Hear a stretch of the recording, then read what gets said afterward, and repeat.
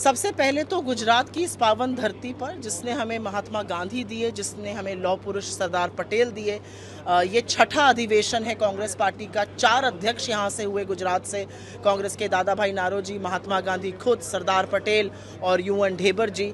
और बहुत ही अभिभूत हूँ यहाँ आकर। गुजरात की धरती ने इस देश के सबसे अग्रिम पंक्ति में खड़े होकर सत्य और साहस के साथ लड़ने वाले महात्मा गांधी हमें दिए। और गुजरात की धरती ने जिजीविषा दी हमें, गुजरात की धरती ने हमें साहस दिया।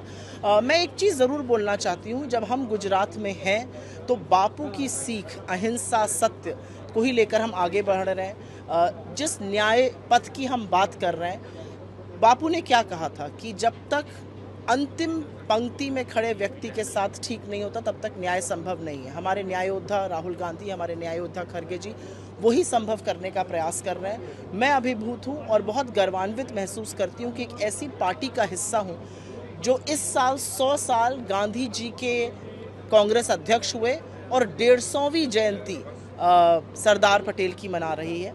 सरदार पटेल वो जिन्होंने इस देश को एकजुट किया, अखंड किया, और यही नहीं, जब समय पड़ा तो कड़ा रुख अपनाकर आरएसएस जैसे संगठनों को बैन भी किया।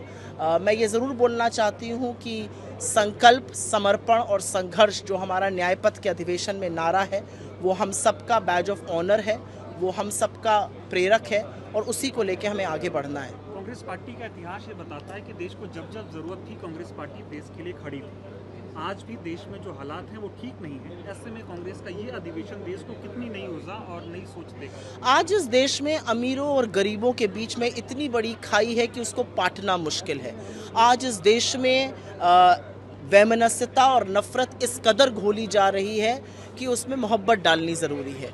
आज इस देश में अमीर को गरीब से, अगड़े को पिछड़े से लड़ाया जा रहा है। आज इस देश में दलितों, पिछड़ों, आदिवासियों के हक का लगातार हनन हो रहा है। तो चाहे वो ब्रिटानिया हुकूमत को घुटने टेकवाना हो या इस रेजीम को पछाड़ना, हमने लगातार वो काम किया है। हम मोहब्बत की बात करते हैं, हम सत्य की बात करते हैं, हम साहस की बात करते हैं और उसी को लेके कांग्रेस आगे बढ़ेगी।